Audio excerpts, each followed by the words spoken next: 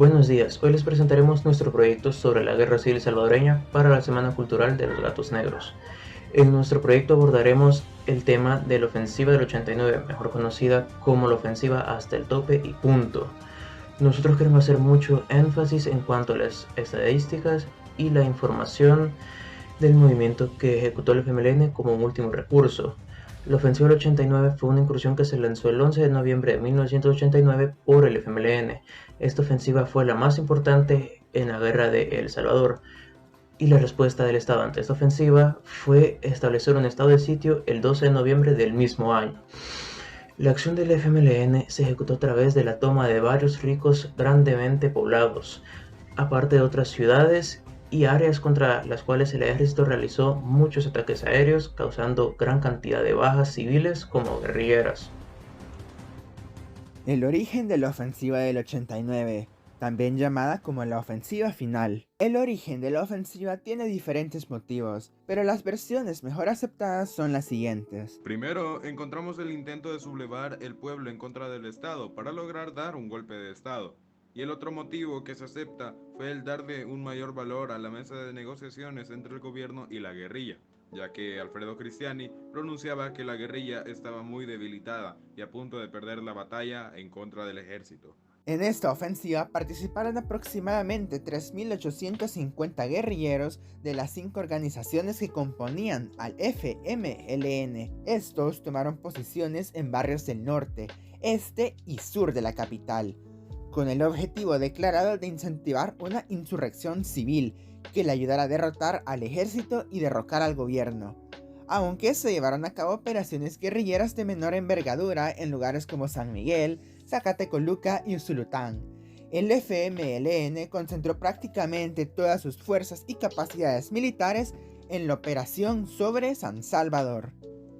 Durante aproximadamente 30 días, en la capital se libró la mayor batalla ocurrida de la historia de El Salvador, la cual involucró en mayor o menor medida a todos los actores participantes de la vida pública y política del país. En aquellos días, la incertidumbre sobre quién ganaría la guerra era total. Por mencionar algunas de las instituciones del FMLN que participaron en esta ofensiva, podemos encontrarnos con las Fuerzas Populares de Liberación, también con la Resistencia Nacional. Encontramos a las Fuerzas Armadas de Liberación del Partido Comunista Salvadoreño, comandados por Shafiq Handal. Encontramos al Partido Revolucionario de los Trabajadores Centroamericanos. Y por último, y no menos importante, encontramos al Ejército Revolucionario del Pueblo, comandado por Joaquín Villalobos. En la ofensiva del 89, el FMLN se dividió en 4 grupos. Primero encontramos a las tropas regulares, que eran combatientes con experiencia en frentes de guerra. Luego estaban las fuerzas de élite, también llamadas como fuerzas especiales selectas. Estas eran formadas por 2 o 3 combatientes como máximo. Encontramos a los comandos urbanos. Estos eran campamentos militares que se encargaban de algunas actividades como espionaje, pasar armamento, ropa y alimentos. Y por último, los milicianos, que eran personas con nula o muy poca experiencia de combate. De la misma forma, la ofensiva hasta el tope se dividió en 4 etapas. La primera etapa fue la gran batalla de San Salvador. Esta primera etapa de la ofensiva fue la más intensa en términos de combate. Inició el 11 de noviembre de 1989, cuando el FMLN incursionó en la capital y se posicionó en barrios del norte, este y sur de San Salvador. Una parte de la estrategia del FMLN contemplaba incentivar la insurrección popular. La segunda etapa se dio entre el 17 y el 19 de noviembre, cuando se da la retirada de las tropas guerrilleras del FMLN de la ciudad.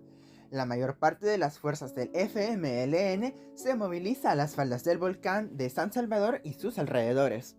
En la tercera etapa se dieron incursiones cortas del FMLN en la periferia de la capital.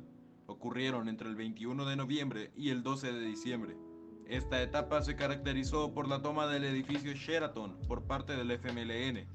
En este edificio se encontraban militares estadounidenses y el secretario general de la OEA. Como dato curioso, este hecho pudo haber motivado una intervención militar de Estados Unidos en territorio salvadoreño. Eso, si los militares estadounidenses hubieran muerto. En la cuarta etapa se dio el fin de la ofensiva y retirada del FMLN, iniciando el 12 de diciembre. En ese entonces, las faldas del volcán de San Salvador se habían convertido en el principal campo de batalla. La retirada tomó varios días, por largas marchas y combates escalonados. Es aproximadamente el 31 de diciembre en que las últimas tropas del FMLN vuelven a su campamento en Chalatenango, en donde por fin la ofensiva hasta el tope había terminado. Algunas noticias que se publicaron durante la ofensiva del 89 son las siguientes.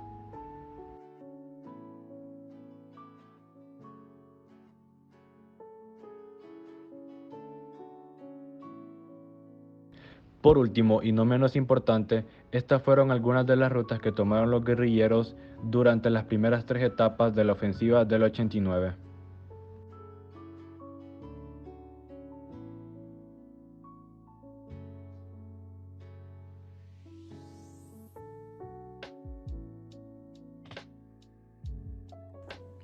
Como primera conclusión, la ofensiva hasta el tope fue una maniobra muy arriesgada por parte del FMLN, ya que, como bien dice su nombre, el FMLN concentró todas sus fuerzas en un solo punto, que fue San Salvador, y esto pudo haber terminado de una manera muy desastrosa, siendo las fuerzas del FMLN limpiadas rápidamente de la ciudad, ya que las fuerzas guerrilleras no tenían experiencia en el área urbana, solo tenían experiencia en el área rural. Si bien en el presente sabemos de que esta ofensiva fue muy positiva para el FMLN, ya que lograron demostrar fuerza militar y una gran influencia social. Como segunda conclusión, desde el punto de vista humano, esta ofensiva fue un total desastre, ya que en tan solo un mes se perdieron alrededor de 1000 vidas y muchas personas se quedaron sin hogar a causa de los disparos y las explosiones, sin contar de los refugiados de Oriente, de que gracias a esta ofensiva perdieron lo poco que les quedaba. Por último, haciendo un balance de esta batalla, como en cualquier otra guerra, se perdió más de lo que se ganó, y esto se puede haber resuelto dialogando sin necesidad de disparos.